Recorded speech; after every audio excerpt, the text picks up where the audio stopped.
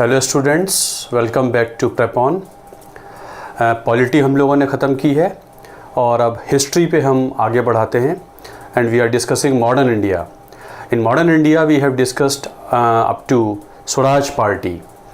Non cooperation movement हुआ। Non cooperation movement के बाद जब विड्रॉवल हो गया उसका चौरी चौरा एपिसोड के बाद, तब कांग्रेस में प्रो चेंजर्स नो चेंजर्स हो गए और नॉन कॉपरेशन के बाद स्ट्रेटजी क्या रखी जाए उसको लेकर कांग्रेस में एक वैचारिक विभाजन हुआ था।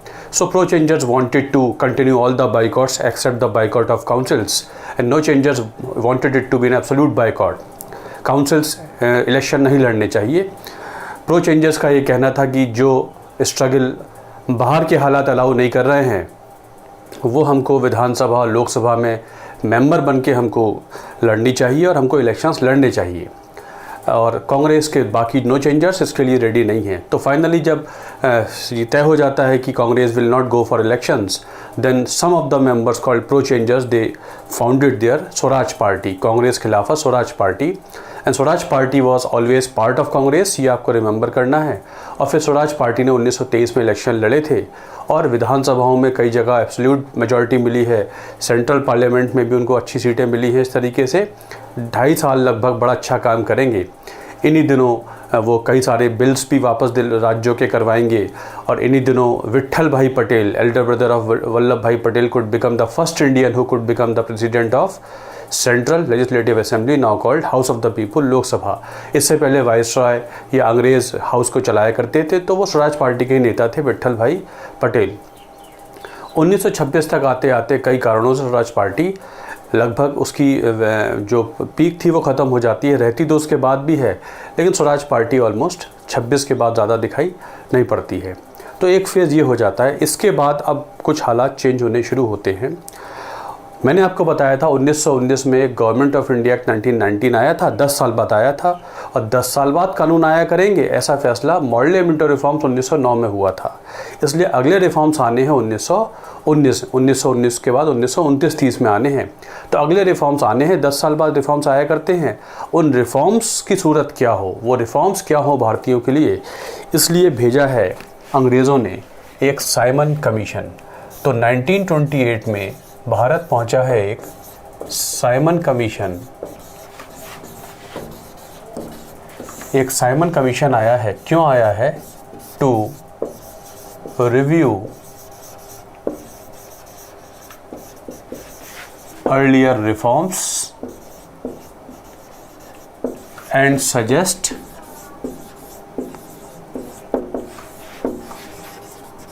फर्दर रिफॉर्म्स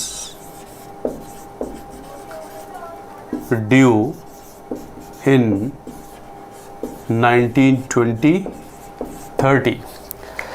पिछले वाले रिफॉर्म प्रपोजल्स ने कैसे काम किया और आगे आने वाले रिफॉर्म्स की सूरत क्या हो, क्या क्या भारतीयों को दिया जाना चाहिए, इसलिए भारत भेजा जाता है एक Simon commission under the chairmanship of John Simon. तो नाम पड़ गया साइमन कमीशन। तो आता है एक साइमन कमीशन, पहले वाले रिफॉर्म्स को स्टडी करेगा और आने वाले रिफॉर्म्स की सूरत बताएगा। साइमन कमीशन फरवरी 1928 में भारत आ जाता है, लेकिन इंडियंस अपोज्ड। भारतीयों ने साइमन कमीशन स्वीकार नहीं किया है, उन्होंने एक्सेप्ट नहीं किया है साइमन कमीशन, ये कहते हुए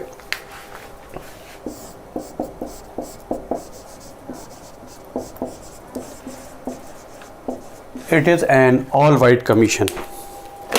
साइमन कमीशन के सारे मेंबर्स अंग्रेज़ हैं। एक वो कमीशन जो भारत के कानून को बनाने आ रहा है, भारत के लिए रिफॉर्म्स क्या हों, उसमें कोई भारतीय भी ना हो, ऐसा हमको स्वीकार नहीं है। इसलिए हम ऑल वाइट कमीशन स्वीकार नहीं करेंगे। साइमन कमीशन के अगेंस्ट इंडियंस का अपोजिशन क्या था? They never wanted an all white commission कि all the members of Simon Commission are English and we want some Indians to become part of Simon Commission। इसलिए Simon commission स्वीकार नहीं है, because it is an all white commission. वो Simon commission के आने के खिलाफ नहीं थे, वो साइमन कमीशन के कॉन्स्टिट्यूशन मेंबरशिप के खिलाफ थे। तो हम ऑल वाइट कमीशन एक्सेप्ट नहीं करेंगे। साइमन कमीशन इंडिया आ जाता है, अपनी काम शुरू कर देता है। राज्यों में यहाँ वहाँ जाएगा, स्टडी करेगा किस राज्य में कंडीशंस क्या हैं, फिर अपनी रिपोर्ट देगा।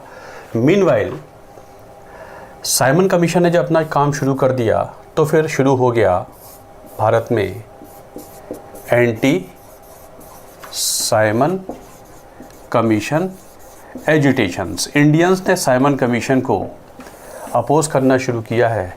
साइमन वापस जाओ उनका नारा है, साइमन को एक्सेप्ट नहीं करेंगे। वो गो बैक साइमन कह रहे हैं, Simon go back Simon. Anti Simon commission agitation शुरू हो जाता है। जहाँ जहाँ साइमन कमीशन काम कर रहा है वहाँ के लोकल लेवल पर एक मूवमेंट चल रहा है और वो साइमन कमीशन के खिलाफ एक प्रदर्शन निकालते हैं। ऐसे ही जब साइमन कमीशन पंजाब की कैपिटल लाहौर में काम कर रहा था तब एजिटेशन को लीड कर रहे हैं Lala Lajpat Rai. October 1928, Simon Commission agitation was being carried out in Lahore, led by Lala Lajpat Rai. और जब ये एजिटेशन चल रहा है तो उनके ऊपर लाठी चार्ज किया है पुलिस ने। लाठी चार्ज में ओबियसली इंजर्ड हुए हैं और कुछ दिन बाद उनकी डेथ हो जाती है। Simon Lala Lajpat Rai died in which movement? Your answer is anti-Simon Commission agitation.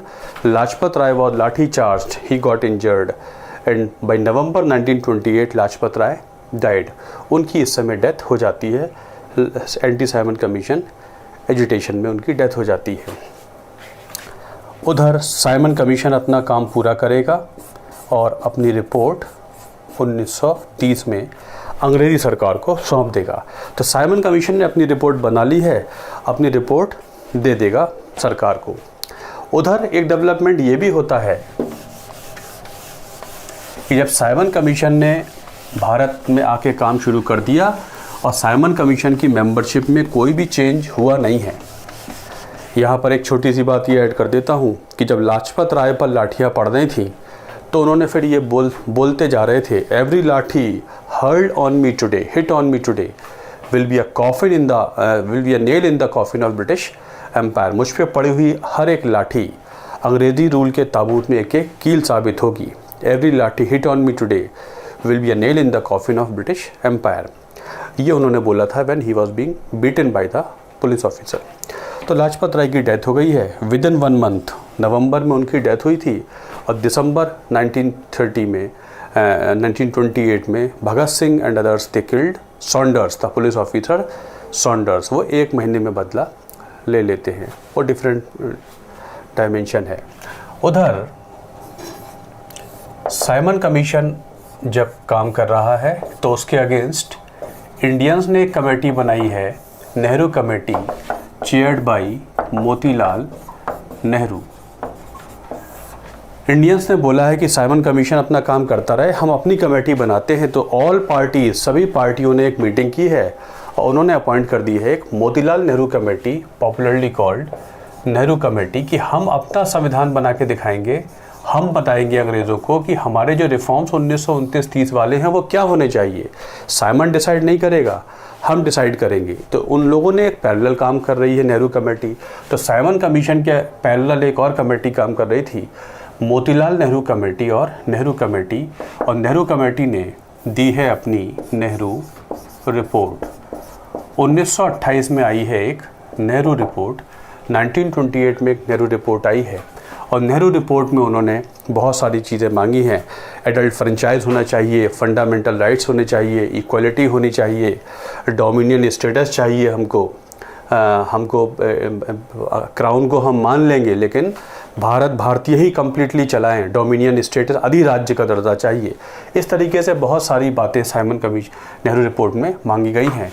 यहाँ याद ये रखेंगे कि fundamental rights, universal adult franchise, सबको वोट देने का अधिकार हो, ऐसी बहुत सारी चीज़ें यहाँ पर डिमांड की थी भारतीयों ने।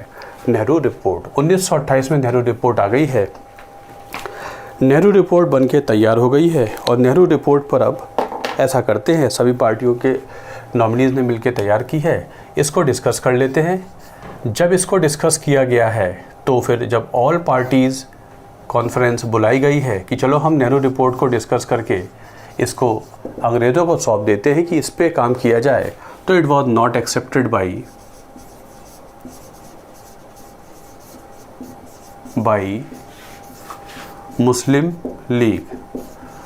मुस्लिम लीग और हिंदू महासभा ने इसको एक्सेप्ट नहीं किया है, सब ऑब्जेक्शन किया है। इनके अपने ऑब्जेक्शंस हैं, मतलब कहने का मतलब है कि नेहरू रिपोर्ट सभी पार्टियां एक्सेप्ट नहीं करती हैं। नेहरू रिपोर्ट में बोला गया है कि होना चाहिए जॉइंट इलेक्टोरेट। आपको याद होगा मॉर्लेमेंटो रिफॉर्म से पृथक निर्वाचन का अधिकार मुस्लिम्स को दे दिया गया था, मुस्लिम्स को सिर्फ मुस्लिम्स ही वोट करेंगे। नेहरू रिपोर्ट ने बोला है सभी लोग सबके लिए वोट करेंगे, मुस्लिम्स के लिए वो सीटें रिजर्व हो सकती हैं लेकिन मुस्लिम्स के लिए नॉन मुस्लिम्स वोट नहीं करेंगे, ये मंजूर नहीं है। तो उन्होंने बोला है होने चाहिए जॉइंट इलेक्टोरेट्स। लीग ने बोला है जॉइंट इलेक्टोरेट्स तो नहीं हो सकता है, it has to be separate electorate. और लीग और जो हिंदू मुस्लिम्स की बात मानने को नेहरू रिपोर्ट में रेडी हुए हैं उसको महासभा मानने को तैयार नहीं है। बहरहाल कुछ इन पार्टियों की वजह से वो जो नेहरू रिपोर्ट बनी थी वो एक्सेप्ट नहीं हो पाई। नेहरू रिपोर्ट जहाँ तक सभी पार्टियों के एक्सेप्टेंस की बात है पास नहीं हुई थी, नेहरू रिपोर्ट फेल्ड, पास नहीं हो पाई है, रिजेक्ट हो गई है। Nehru report in fact was the first formal effort by Indians towards making their constitution. सही मायनों में देखा जाए तो सिर्फ भारतीयों द्वारा अपने संविधान बनाने का ये प्रथम प्रयास कहलाता है। First effort by Indians alone towards framing their constitution was Nehru report. तो पहली बार कोशिश हुई है लेकिन जहाँ तक सभी पार्टियों की बातें एक्सेप्ट नहीं हुई है। लीग वगैरह ने रिजेक्ट कर दिया है, लेकिन तभी दिसंबर में कांग्रेस का एनुअल सेशन होता है, कलकत्ता में हुआ है। मोतीलाल नेहरू इसके अध्यक्ष हैं।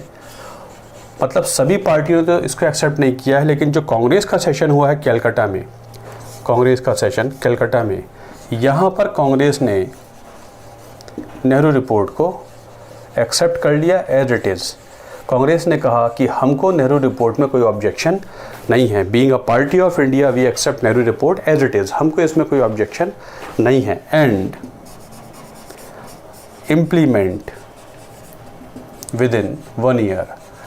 इस कलकत्ता सेशन में कांग्रेस ने जो अपना अधिवेशन किया था, मोतीलाल नेहरू इसके अध्यक्ष हैं, यहीं पर उन्होंने बोल दिया है कि 1 साल में जो कानून आने वाला है भारत के लिए, जो 1929-30 में आना है, उसका आधार नेहरू रिपोर्ट हो। और 1 साल का समय आपको देते हैं कि नेहरू रिपोर्ट लागू हो जानी चाहिए, वरना we will start our agitation, हम शुरू कर देंगे अपना मूवमेंट। 1 साल का अल्टीमेटम दिया गया है अंग्रेज़ों को नेहरू दिस कलकत्ता के सेशन में। इस समय वायसरॉय इरविन है, इस समय वायसरॉय इरविन हुआ करता है। इरविन के पास 1 साल का अल्टीमेटम चला गया है कलकत्ता सेशन से। अब अल्टीमेटम ईयर में कुछ खास होता नहीं है। 1929 में लीग ने अपना अधिवेशन किया है और लीग ने अपनी रिपोर्ट पेश कर दी है। लीग की रिपोर्ट का नाम था जिन्नास 14 पॉइंट्स, बस इतना ही याद रखेंगे। लीग ने नेहरू रिपोर्ट के अगेंस्ट जो अपना व्यू पॉइंट दिया है उसका नाम पड़ गया था जिन्नास 14 पॉइंट्स। ये मुस्लिम लीग की रिपोर्ट है, किसके अगेंस्ट? नेहरू रिपोर्ट के अगेंस्ट, कि हमको पृथक निर्वाचन का अधिकार तो चाहिए। उसके ऊपर बहुत सारी बातें उन्होंने बोली हैं। तो जिन्नास 14 point was leagues version against Nehru report. 1929 में ही इरविन्स ऑफर आया है और इरविन ने बोला है कि आप लोग राउंड टेबल कॉन्फ्रेंस के लिए रेडी हो जाइए। हम लोग एक राउंड टेबल कॉन्फ्रेंस करने जा रहे हैं, आपको वहाँ पर आमंत्रित किया जाएगा और सभी पार्टियाँ वहाँ आएंगी और आपका हम फैसला निकालने की कोशिश करेंगे। इतना तो मैं कह सकता हूँ, बाकी डोमिनेंट स्टेटस होगा नहीं होगा, क्या होगा ये तो नहीं कह सकता, लेकिन राउंड टेबल कॉन्फ्रेंस में आपसे बात हो सकती है। ये बोला है उसने 1929 में।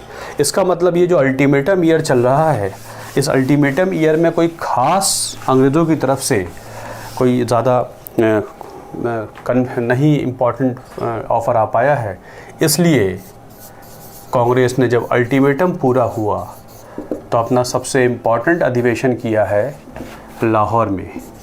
जवाहरलाल नेहरू इसके अध्यक्ष हैं और यहाँ पर कांग्रेस ने अपना सबसे इम्पोर्टेंट अधिवेशन किया और पास कर दिया पूर्ण स्वराज। अब हमको रिफॉर्म्स वगैरह नहीं चाहिए, अब हमको चाहिए कंप्लीट इंडिपेंडेंस। पूर्ण स्वराज रिजोल्यूशन दिसंबर 1929 अल्टीमेटम ईयर ख़त्म होने के एंड पर कांग्रेस का सबसे महत्वपूर्ण अधिवेशन हुआ है लाहौर में। हेयर ओनली कांग्रेस पास्ट पूर्ण Swaraj resolution now demanding complete independence. अब स्टेज आगे बढ़ गई है, अब रिफॉर्म्स से बात नहीं होगी, अब तो होगी पूर्ण स्वराज पर। यहाँ पे ये पास हो गया है। साथ साथ ये भी तय हुआ है, एक छोटी सी बात ये भी याद रखेंगे कि यहाँ पर तिरंगा फहराया गया था on the banks of river Ravi. Ravi नदी के बैंक पे है, तो यहाँ पर तिरंगा फहराया गया था इन दिस पर्टिकुलर सेशन। तिरंगा tricolour was hoisted in this session. This is this Purna Swaraj. And also यहाँ ये भी तय हुआ है कि आने वाली 26 जनवरी 1930 को हम पूरे भारत में मनाएंगे अपना पहला इंडिपेंडेंस डे। इसी वजह से 26 जनवरी इम्पॉर्टेंट हो गई थी। ये लाहौर सेशन में तय हुआ है कि आने वाली 26 जनवरी को हम मनाएंगे अपना पहला इंडिपेंडेंस डे, और ये आगे चल के 1930 में मना भी था। हेंस ये यहाँ तय हुआ है लाहौर सेशन में। यहाँ ये भी तय हो गया है कि अल्टीमेटम पूरा हुआ है, सरकार ने कुछ किया नहीं है, इसलिए अब गांधी जी जब भी चाहें मूवमेंट शुरू कर सकते हैं। नेक्स्ट मूवमेंट की प्लानिंग गांधी जी कर सकते हैं। इस तरीके से शुरू हो जाता है सिविल डिसओबीडियंस मूवमेंट। तो नॉन कॉपरेशन मूवमेंट से अगला मूवमेंट आने तक के बीच में स्वराज पार्टी ने कुछ काम किया, साइमन कमीशन आया, नेहरू रिपोर्ट आई, नेहरू कमेटी बनी, इरविन्स ऑफर आया, और फाइनली लाहौर सेशन हुआ और लाहौर सेशन में ही अगले मूवमेंट की तैयारी कर ली गई थी। तो मतलब एक मूवमेंट से चले तो दूसरे मूवमेंट पर पहुंच गए। कुछ ये मेन गतिविधियां इस दौरान हुई थी। इस तरीके से हालात बन जाते हैं सविनय अवज्ञा आंदोलन और सिविल डिसओबीडियंस मूवमेंट। सविनय अवज्ञा आंदोलन, सिविल डिसओबीडियंस मूवमेंट। नाउ 19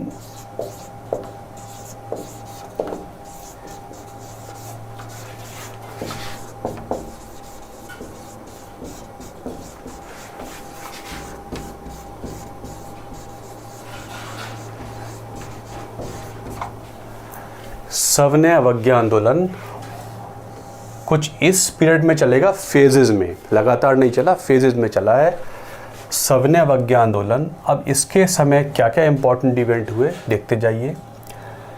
सबसे पहले गांधी जी ने कोशिश की है कि इरविन से एक बार और बात हो जाए। वैसे तो कांग्रेस मुझे परमिशन दे ही चुकी है कि मैं अगला मूवमेंट स्टार्ट कर दूं, फिर भी एक मौका आपको और देता हूं, ये मेरी डिमांड्स हैं, आप मान लीजिए। अगर 40 डेज़ में डिमांड्स नहीं मानेंगे तो मैं अपना मूवमेंट शुरू कर दूंगा। बहरहाल इरविन ने इन डिमांड्स पे कोई ध्यान नहीं दिया है। इस तरीके से गांधी जी ने शुरू कर दी है Dandi march. Dandi march. So the first important event of non-civil disobedience movement was Dandi march. इस मूवमेंट का सबसे पहला इवेंट था डांडी मार्च, organized from 12th March to 5th or 6th April 1930. Dandi March started by Gandhi ji from Sabarmati Ashram, whose real name was सत्याग्रह आश्रम। After he came back from south Africa, उन्होंने अहमदाबाद में बनाया था साबरमती आश्रम 1915-16 में। उसका रियल नाम था सत्याग्रह आश्रम, पॉपुलरली कॉल्ड साबरमती आश्रम, यहाँ से शुरू होती है डांडी मार्च। उनके साथ 78 लोग शुरू हुए हैं डांडी मार्च में, और सबसे इम्पॉर्टेंट जो उसमें थी वो थी Sarojini Naidu. Who of the following was important leader apart from Gandhi ji? The only important member of Dandi March was Sarojini Naidu apart from Gandhi ji. यहाँ से शुरू हो गई है 12 मार्च को, and they all reached Dandi in the Navsari district of Gujarat. Gujarat के नवसारी में डांडी पहुँचे हैं 5 मार्च को गांधी जी, और उन्होंने वहाँ पर 6 अप्रैल को Gandhi ji broke salt law, उन्होंने नमक कानून का उल्लंघन किया है। बहुत सारे लोग शामिल हो गए हैं बीच में। गांधी जी वेंट ऑन फुट, बहुत बड़ी मार्च होती जाती है, लोग जुड़ते चले जाते हैं। वहाँ पर 6 अप्रैल 1930 को Gandhi ji just took fistful of salt from the Dandi being the area of salt manufacturing and said, your law does not allow me to manufacture salt. Salt manufacturing is government monopoly. Government की मोनोपोली है, private व्यक्ति salt नहीं बना सकता, लेकिन मैंने देखिए salt बना दिया। I have disobeyed your civil law, मैंने आपके सिविल कानून का उल्लंघन कर दिया। I have come forward and I have broken your civil law. This way Gandhi ji broke salt law, इसलिए इसका नाम पड़ गया नमक यात्रा। सॉल्ट मार्च भी कहलाती है, गांधी जी की सॉल्ट मार्च भी कहलाती है। गांधी जी ने नमक कानून का उल्लंघन किया है, प्राइवेट व्यक्ति को नमक बनाने की अनुमति नहीं है, लेकिन मैंने नमक बना दिया। डांडी नवसारी ज़िले में हुआ करता है गुजरात के। गांधी जी की देखा-दाखी और मार्चेस भी हुई हैं भारत में। उसी में मद्रास में ऐसी ही एक सॉल्ट मार्च ऑर्गेनाइज की थी चक्रवर्ती राजगोपालाचारी ने। ये एग्ज़ाम में आ जाता है। Apart from Gandhi ji, which other leader also organised a big salt march in Madras coastal area? It was Chakravarti Rajagopalachari also organised a salt march. पूरे भारत में हो रही हैं, बड़े फेमस मार्चेज हैं। ऐसी केरल में एक लीडर हैं के केलप्पन, वो भी एक सॉल्ट मार्च ऑर्गेनाइज कर रहे हैं। यहाँ वहाँ कई जगह सिंबॉलिक मार्चेज हो रही हैं, सॉल्ट मार्चेज हो रही हैं, सभी जगह शुरू हो गया है एक नमक कानून का उल्लंघन। इस तरीके से हालात शुरू हो जाते हैं। कुछ समय बाद गांधी जी को अरेस्ट कर लिया जाता है और यरवदा जेल पूना के यरवदा जेल में भेज दिया जाता है। Gandhi ji after Dandi march was sent to Yerwada jail Poona, उनको पूना के यरवदा जेल में रखा गया है। वहाँ गांधी जी जेल में चले गए हैं। ऐसे ही जब गांधी जी जेल में हैं तो एक और सॉल्ट फैक्ट्री पर रेड करनी थी। उस गांधी जी तो जेल में हैं, तो it was led by Sarojini Naidu.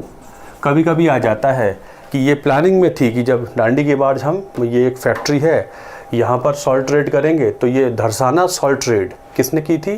तो आपका आंसर होगा सरोजनी नायडू ने। Sarojini Naidu led the Dharasana salt raid, एक सॉल्ट की फैक्ट्री है धरसाना में, इसको उन्होंने लीड किया है। अब सविनय अवज्ञा आंदोलन हो गया है, और वही स्वदेशी and boycott all these things started in India. पूरे भारत में बड़े स्तर पर शुरू हो गया है सविनय अवज्ञा आंदोलन। ये हालात बनने लगे हैं वहाँ पर। इन हालातों को देखकर, मूवमेंट की बड़े हुए मेथड्स को देखकर, बड़े उद्देश्य को देखकर अंग्रेज सरकार कुछ कंटेम्पलेशन करने लगती है और सोचती है यही सही वक्त है, हमको स्टार्ट कर देनी चाहिए होल्डिंग राउंड टेबल कॉन्फ्रेंस। इस तरीके से लोगों का ध्यान भटकाने के लिए शुरू हो जाती हैं round table conference. Round table conference एक थी, उसके सेशंस 3 हुए हैं, तो बोल देते हैं फर्स्ट, सेकंड एंड थर्ड। तो हो जाती, अनाउंसमेंट हो जाता है कि शुरू की जा रही है round table conference. Round table conference चलती है नवंबर 1930 से जनवरी 1931 तक। तो हो जाती है first round table conference. Round table conference तीनों के तीनों लंदन में हुई थी। ब्रिटिश पीएम इसका चेयरमैन है रैमसे मैकडोनाल्ड, और इंग्लैंड की पार्टीज़ भी हैं और इंडियन पार्टीज़ के नॉमिनीज़ भी यहाँ पर शामिल होते हैं राउंड टेबल में। इंग्लैंड इरविन ने नॉमिनेट किया है, बहुत सारे इंडियन पार्टीज़ के नॉमिनीज़ भी आए हैं, मुस्लिम लीग के नॉमिनीज़ आए हैं, हिंदू महासभा के नॉमिनीज़ आए हैं,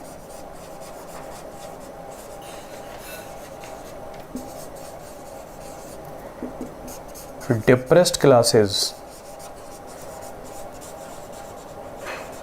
के नॉमिनीज़ आए हैं, जो राजा रजवाड़े वगैरह हैं, प्रिंसेस वगैरह, वो आए हैं, Christians,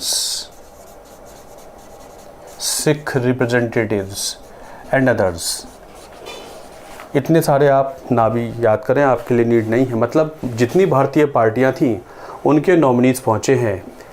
Jinnah was an important member and doctor B.R. Ambedkar. बड़े बड़े लोगों में कुछ जिन्ना और डॉक्टर B.R. अम्बेडकर भी यहाँ पर आए हैं, डिप्रेस्ड क्लासेस को रिप्रेजेंट कर रहे हैं डॉक्टर B.R. अम्बेडकर। इस तरीके से सभी पार्टियां आई हैं, सभी के नॉमिनी आए हैं except Indian National Congress. Was Congress not nominated और कांग्रेस बाइकॉटेड? कांग्रेस ने खुद बाइकॉट की थी राउंड टेबल कॉन्फ्रेंस।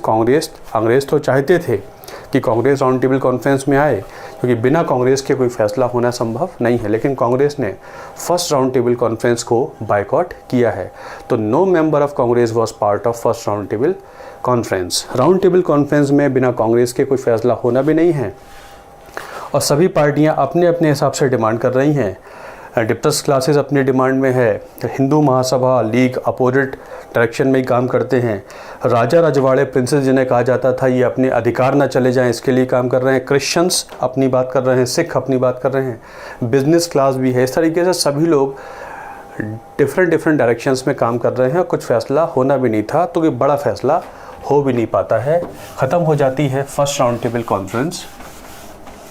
उधर कांग्रेस का आना ज़रूरी है, अंग्रेज़ों को ये लगता है, इसलिए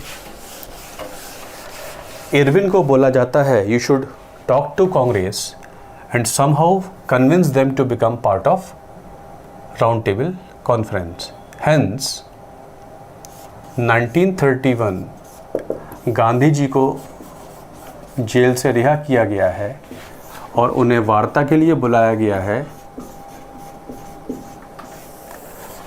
तो हो जाती है गांधी इरविन टॉक्स। कंक्लूड होती है 5 March 1931। Gandhi Irwin talks, Gandhi ji was release from jail and Gandhi ji was called for talks. उनको मतलब अंग्रेज़ मना रहे हैं कांग्रेस को कि आप राउंड टेबल कॉन्फ्रेंस में आ जाइए। Gandhi Irwin talks took place in Rashtrapati Bhavan.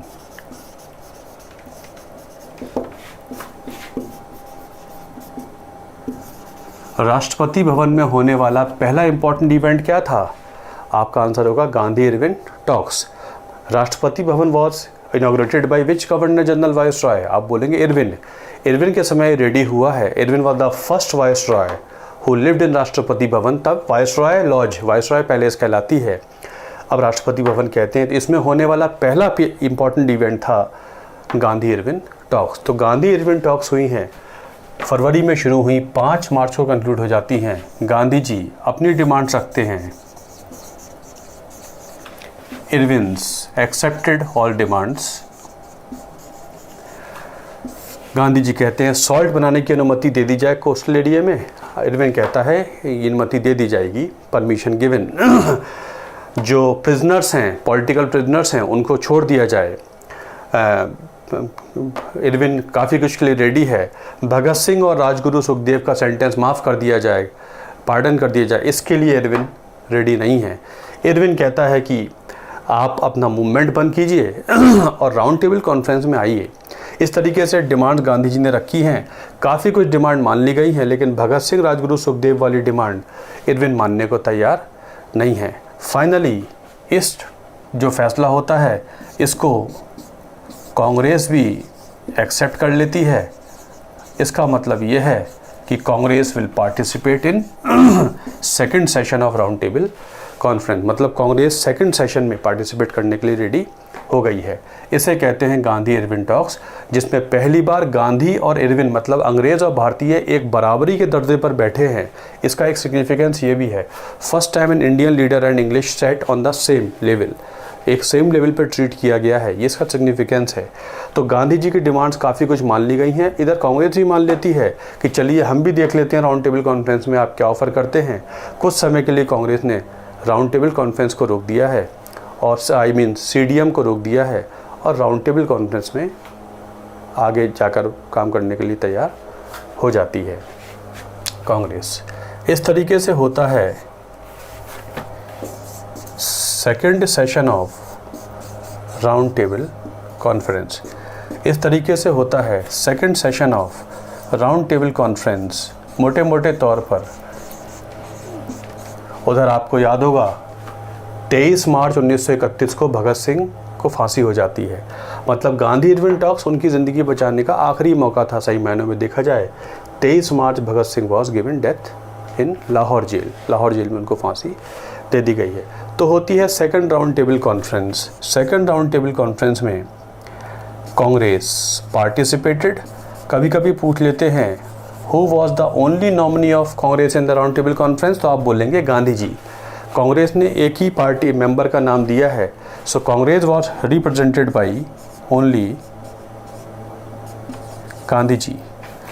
Who else was there? Sarojini Naidu was also there in the second round table conference, but she was representative of Indian women.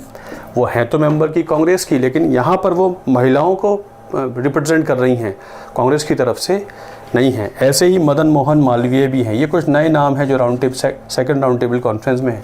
Doctor Ambedkar हैं, जिन्ना हैं, बाकी leader सब अपनी जगह हैं, वो सब अपनी जगह पार्टिसिपेट कर रहे हैं। तो सेकंड राउंड टेबल कॉन्फ्रेंस होती है, इसमें भी कोई कॉन्क्रीट आउटकम नहीं आ पाता है।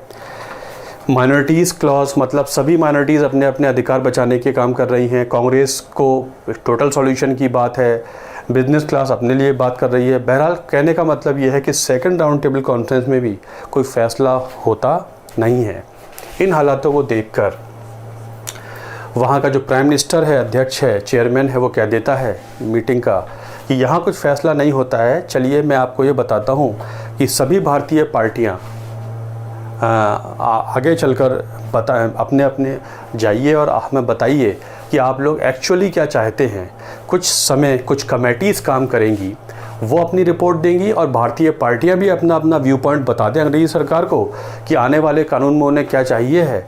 अगर आपका समय रहते व्यू पॉइंट आ जाएगा तो मैं इंक्लूड कर लूँगा, अदरवाइज़ मैं अपना फ़ैसला दे दूँगा, एक तरफ़ा फ़ैसला दे दूँगा। ये वो कहने लगते हैं, ये वो कह के round table conference wind up कर देते हैं। Gandhi ji had come back to India, Gandhi ji वापस आ जाते हैं। इससे पहले कि गांधी जी इस मूवमेंट को दोबारा स्टार्ट कर पाएँ, गांधी जी को रीअरेस्ट कर लिया गया है और फिर उनको यरवदा जेल पूना वापस भेज दिया गया है। तो वो सेकंड फेज़ जो शुरू होता है वो फिर शुरू हो जाता है, गांधी जी फिर जेल में हैं। मीनवाइल जो मैकडोनल्ड ने कमेटीज़ बनाई हैं वो अपना अपना काम करने लगी हैं, लेकिन किसी भारतीय पार्टी ने ऐसा कोई व्यू पॉइंट नहीं बना पाए हैं जो एक साथ मिल के दे पाएँ अंग्रेज़ों को। उधर कमेटीज़ की रिपोर्ट तय होने लगती हैं, उनमें से एक रिपोर्ट को आगे बढ़ा देते हैं अंग्रेज़। उस रिपोर्ट का नाम था मैकडोनल्ड्स अवार्ड। उसमें एक रिपोर्ट का नाम था मैकडोनल्ड्स अवार्ड। मैकडोनल्ड्स अवार्ड नाम है इसका। One of the reports was extended, आगे बढ़ा दी गई है। मैकडोनल्ड्स अवार्ड और ऑल्सो कॉल्ड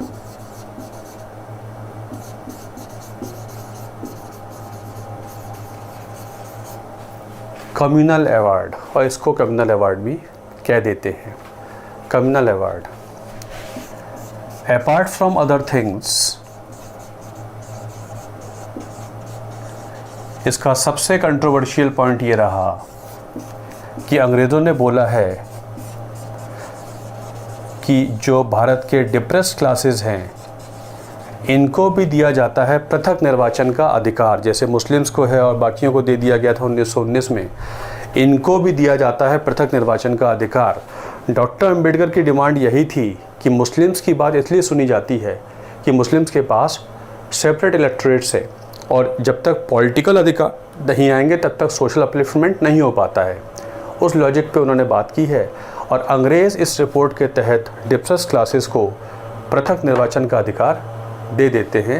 मतलब they are not part of Hindu community.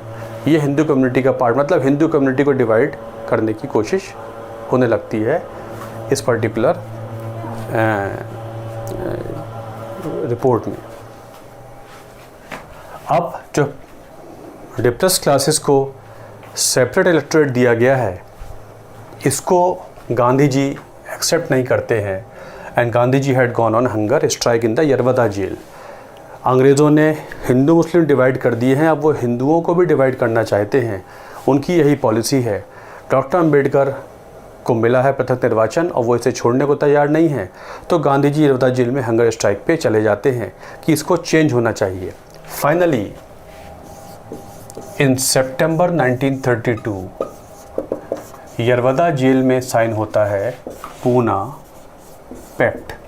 Sign हो जाता है Poona pact between whom, between Gandhi ji and doctor B.R. Ambedkar. याद रखेंगे, it was signed between Gandhi ji and doctor B.R. Ambedkar. मैं आपको वायदा करता हूँ कि कांग्रेस जब इलेक्शन लड़ा करेगी तो ज़्यादा टिकट्स दिया करेगी to the candidates of depressed classes. Ambedkar भी रेडी हैं, वो भी पृथक निर्वाचन के लिए अब जोर नहीं डालेंगे।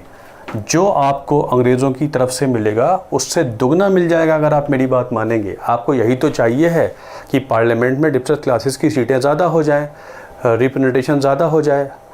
इसलिए आप मेरी बात मानिए। इस तरीके से इन दोनों के बीच में जो फैसला होता है उसे कहते हैं Gandhi Irwin Poona pact. It was signed in jail between Gandhiji and Dr. B.R. Ambedkar called Pune Pact. It was signed. It was not signed between Gandhiji and MacDonald, between Ambedkar and MacDonald. It was signed between Gandhiji and Dr. B.R. Ambedkar. उनके बीच में sign हुआ है Poona pact. इस तरीके से फिर last में third round table conference हो जाती है। ये बस फॉर्मल लेवल पे हुई है, इसमें कांग्रेस नहीं है,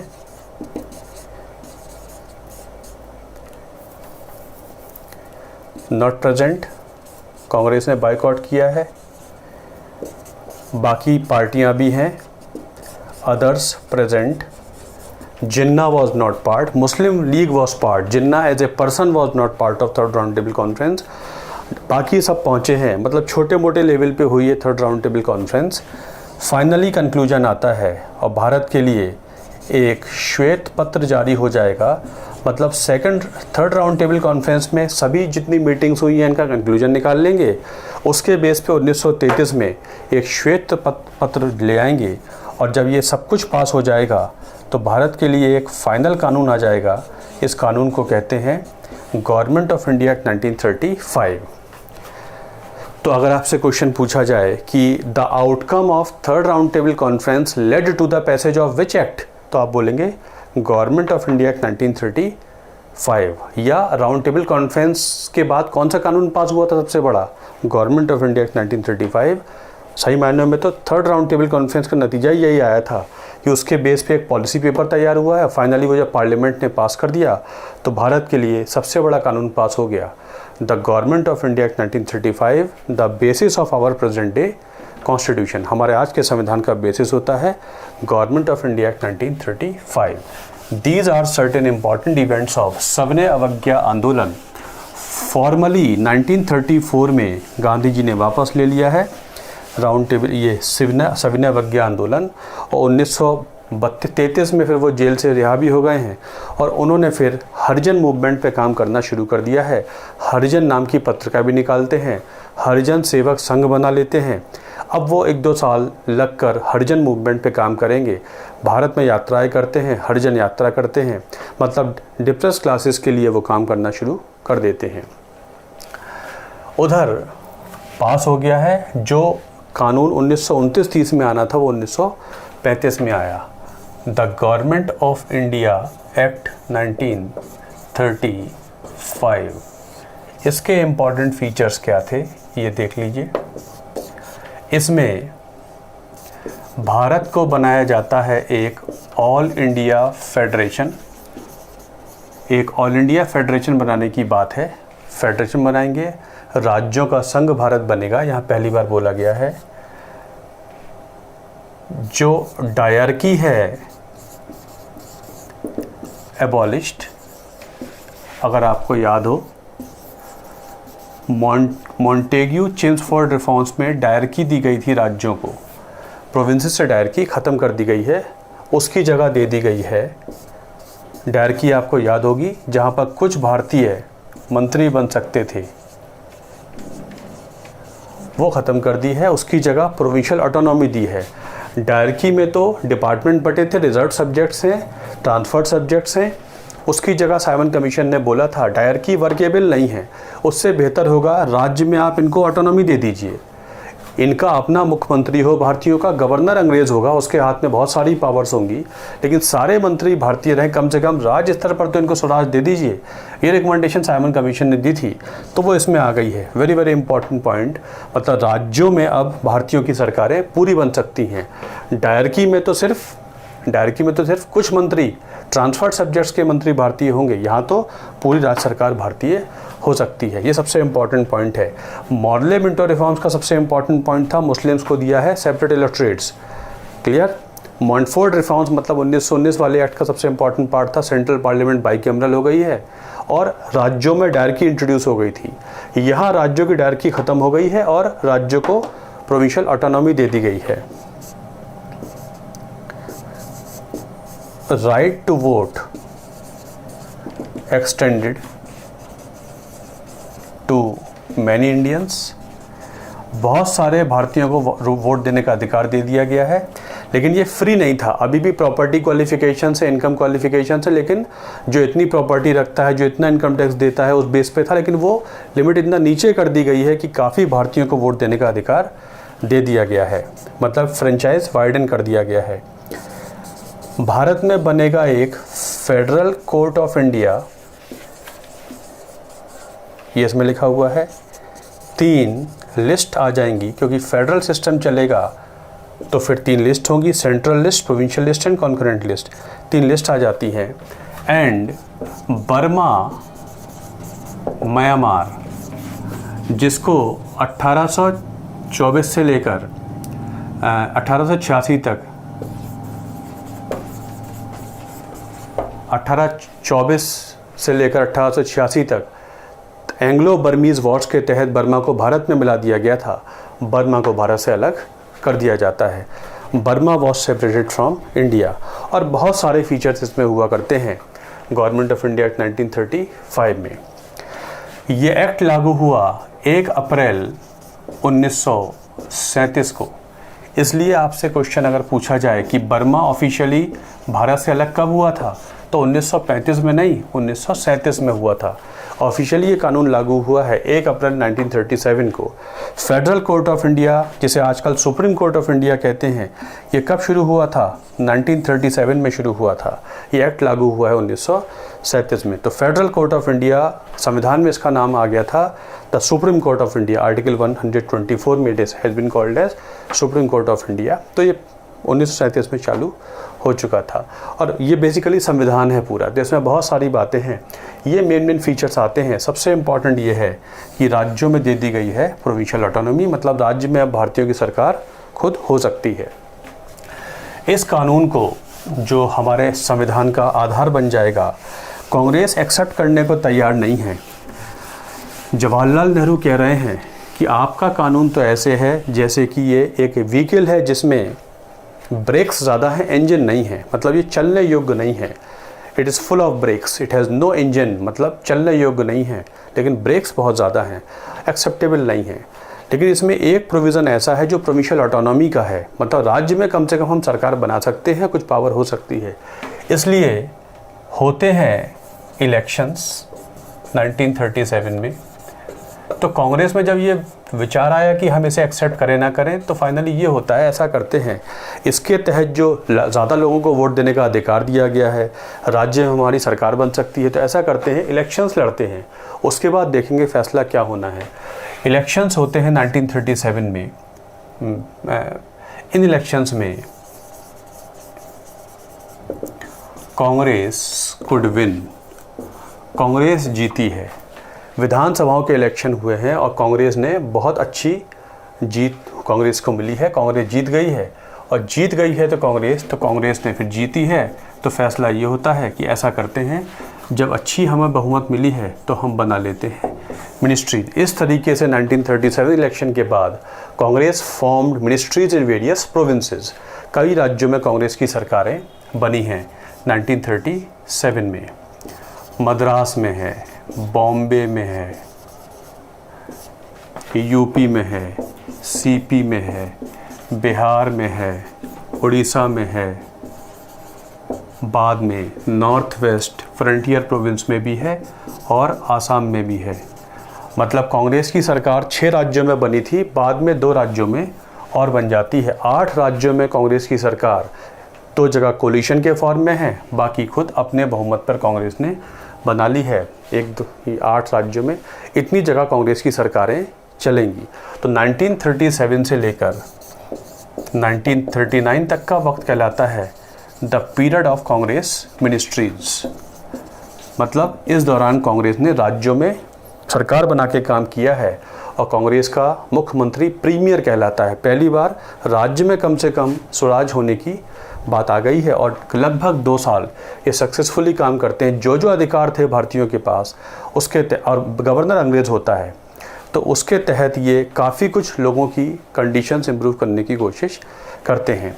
लेकिन तभी 1 सितंबर 1939 को शुरू हो जाती है सेकेंड वर्ल्ड वॉर, जब Germany invaded Poland. Germany, Russia, England and France, they had been holding talks since 1937 to somehow avoid the war. 4 देशों में बातचीत चल रही है, लेकिन फाइनली तैयारी चारों कर रहे हैं, बात भी कर रहे हैं, तैयारी भी कर रहे हैं। फाइनली जर्मनी, हिटलर के अंडर में जर्मनी है। फर्स्ट वर्ल्ड वॉर के बाद जर्मनी को बर्बाद कर दिया गया था, लेकिन जर्मनी 30s में काफ़ी राइज कर गया है और जर्मनी ने फिर पोलैंड पे अपना हमला बोल दिया है। 1 सितंबर 1939 को सेकेंड वर्ल्ड वॉर शुरू हो जाती है। जल्दी ही ब्रिटेन एंड फ्रांस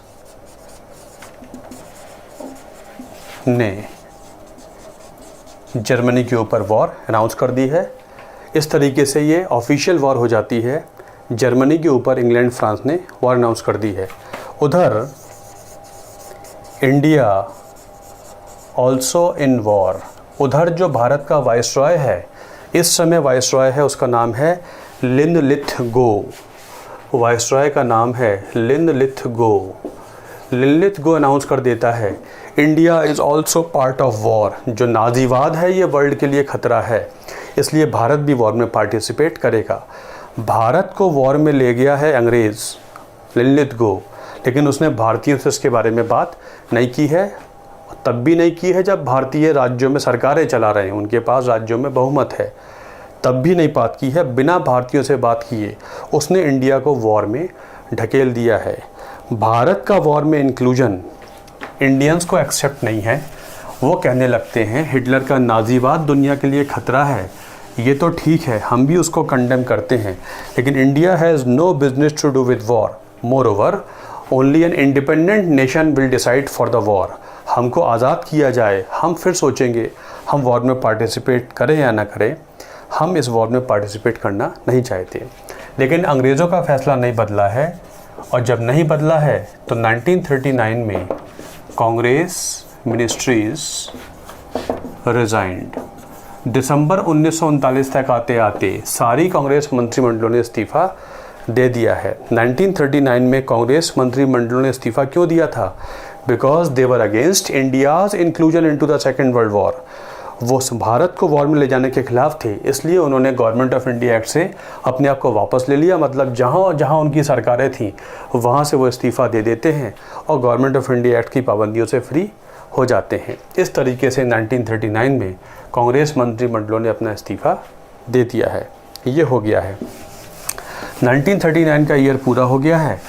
अब वॉर का समय है, 1939 क्या किया जाए। ऐसे में फिर कुछ हालात पैदा होते हैं जो ले जाते हैं क्विट इंडिया मूवमेंट की तरफ। तो जब कांग्रेस मंत्रिमंडलों का इस्तीफ़ा हो गया है और वहाँ से क्विट इंडिया मूवमेंट तक क्या क्या डेवलपमेंट हुआ ये देखते हैं। यही सही समय है कि हमको मूवमेंट शुरू कर देना चाहिए, सही मायनों में तो आर्म्ड स्ट्रगल शुरू कर देना चाहिए, ऐसा कह रहे थे सुभाष चंद्र बोस। लेकिन गांधी जी हैं, जवाहरलाल नेहरू हैं, कुछ सीनियर लीडर्स हैं, ये कहते हैं नहीं, हिटलर का हारना ज़रूरी है, इसलिए कम से कम इंग्लैंड को हम डिस्टर्ब ना करें, इसलिए फ़िलहाल मूवमेंट नहीं शुरू करना चाहिए। वैसे भी इमरजेंसी पावर्स लगी हुई हैं, डिफेंस ऑफ इंडिया एक्ट लागू है, ऐसे में हम मूवमेंट चला भी नहीं पाएंगे, डिफ़िकल्ट कंडीशंस हैं, कुछ ज़्यादा नहीं करना चाहते हैं। इन्हीं हालातों में डेवलपमेंट कुछ होते हैं। 1940 में 1 अगस्त ऑफ़र आता है,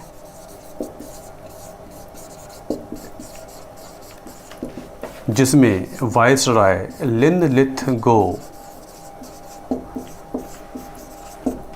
ऑफ़र भी कह देते हैं, they wanted to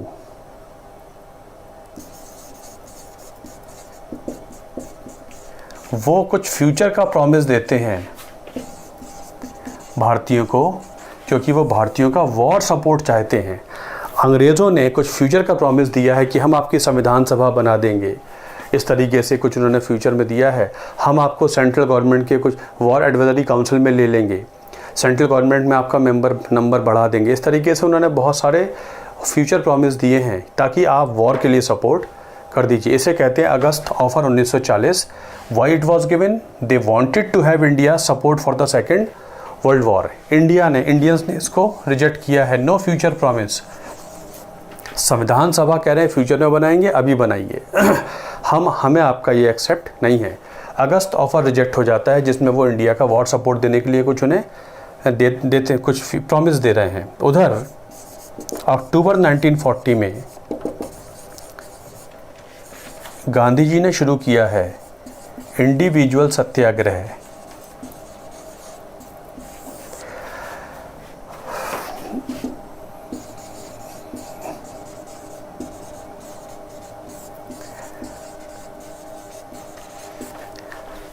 Bharat war का पार्ट है, भारतीय वॉर का पार्ट नहीं है, ये हम पूरी दुनिया को बताएंगे। तो गांधी जी ने एक एक नेता को अपॉइंट किया है, तो नाम पड़ गया इंडिविजुअल सत्याग्रह। बाकायदा हम लोग एक प्रेस कॉन्फ्रेंस करेंगे, प्रेस फ्रीडम का इस्तेमाल करेंगे और बोलेंगे कि India might be in war but Indians are not part of war. भारत को वॉर में ले जाने का फैसला अंग्रेज़ों का है, भारतीयों का नहीं है। नाज़ीवाद का हम भी खंडन करते हैं। इसलिए बहुत शांतिपूर्ण तरीके से जो ये एक मूवमेंट चला था, इसका नाम था इंडिविजुअल सत्याग्रह अगेंस्ट वॉर डिसीजन। अंग्रेज़ों का वॉर डिसीजन को खंडन करने के लिए जो ये प्रेस कॉन्फ्रेंस होती थी, इसे कहते थे इंडिविजुअल सत्याग्रह।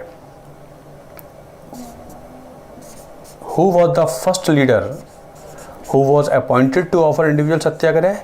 आपका आंसर होगा विनोबा भावे, आचार्य विनोबा भावे। He was the first Indian who was appointed to offer individual satyagraha by Gandhi ji.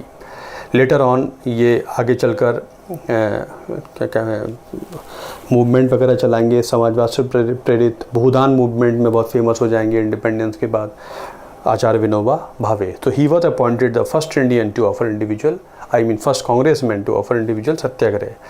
Second was Jawaharlal Nehru. तो ये बहुत सिंपल मूवमेंट था, लगभग 8-10 महीने चलता है और ये ज़्यादा इसका उद्देश्य भी कुछ नहीं था, ये फ्लॉप हो जाता है। उधर 1941 में Japan had bombarded the naval base of America in Hawaii islands. उनकी अमेरिकन शिप्स को बॉम्बार्ड कर देता है पर्ल हार्बर पर। America had become full fledged member of second world war. इससे पहले अमेरिका वर्ल्ड वॉर का पार्ट नहीं था, लेकिन जब जापान जर्मनी की साइड था और जापान ने जब पर्ल हार्बर बम्बार्ड कर दिया है, नेवल बेस, बहुत सारे शिप्स बर्बाद कर दिए हैं, तो फिर America also became part of second world war. This way it became a full fledged world war by 1941। 1941 में ये हालात बनने लगते हैं। उधर Chiang Kai Shek of China, China का president, Roosevelt of America, Churchill of England, Churchill England का प्रधानमंत्री है, तो ये चियांग काई शेक और रूजवेल्ट ये कहते हैं, अटलांटिक चार्टर जारी करते हैं और ये कहते हैं कि जब भी ये वॉर ख़त्म होगी, जितनी कॉलोनीज़ हैं उनको इंडिपेंडेंस दे दी जाएगी, whatever colonies are there, इनको इंडिपेंडेंस दे दी जाएगी, जिसका नाम पड़ गया Atlantic charter. Atlantic charter announce कर देते हैं। उधर ये चर्चिल पे प्रेशर डालते हैं कि उधर जापान बड़ा पावरफुल हो गया है और 1942 तक Japan had captured the whole of south east Asia. Japan ने साउथ ईस्ट चाइना तो कैप्चर कर ही लिया था, जापान ने पूरा फिलीपींस और पूरा इधर अंडमान निकोबार तक कैप्चर कर लिया है। पूरे ईस्टर्न वर्ल्ड को जापान कैप्चर कर चुका है। जापान बिल्कुल मद्रास और विशाखापट्टनम के बिल्कुल अंडमान निकोबार कैप्चर कर चुका है। Japan is very near to India, Japan बहुत भारत के करीब है। इन हालातों में कि जब जापान भारत के करीब है तो फिर इंग्लैंड को फोर्स करते हैं अमेरिका और चाइना कि it may be possible that Japan will come on the main land, India पे आ जाएगा, फिर मुश्किल हो जाएगी। तो इससे पहले कि जापान इधर आए, अगर भारतीयों का पूर्ण सहयोग ज़रूरी है। ये सोचते हुए वहाँ से भेजा जाता है स्टैफर्ड क्रिप्स को। इस तरीके से मार्च 1942 में आता है Cripps mission. Cripps mission was sent by England under international pressure exerted by Roosevelt of America, Chiang Kai-shek of China. Do something, talk to Indians, somehow have their support to stall Japan. Japan का ये जो westward movement है इसको रोकने के लिए भारतीयों का पूर्ण सहयोग ज़रूरी है। इसलिए भारत आता है। स्टैफर्ड क्रिप्स नाम पड़ गया क्रिप्स मिशन। क्रिप्स मिशन ने भारतीयों के साथ वार्ता करनी शुरू की है और ये कुछ नया नहीं बता पाया है, थोड़ा बहुत इसने चेंज किया है। अगस्त ऑफर में वही फ्यूचर प्रॉमिस वगैरह की, हम आपकी संविधान सभा जैसे ही वॉर ख़त्म होगी आपकी संविधान सभा बना देंगे, इस तरीके से कर देंगे। सेंट्रल गवर्नमेंट में हम बहुत सारे वाइस रॉयज़, एग्जीक्यूटिव काउंसिल में मोर इंडियंस, जो सेंट्रल गवर्नमेंट होती है वाइस रॉय की एग्जीक्यूटिव काउंसिल है, इसमें बहुत सारे भारतीयों को ले लेंगे, मंत्री बना देंगे, हम अभी बना देते हैं और आगे चल के आपकी संविधान सभा भी जैसी वॉर ख़त्म होगी बना देंगे।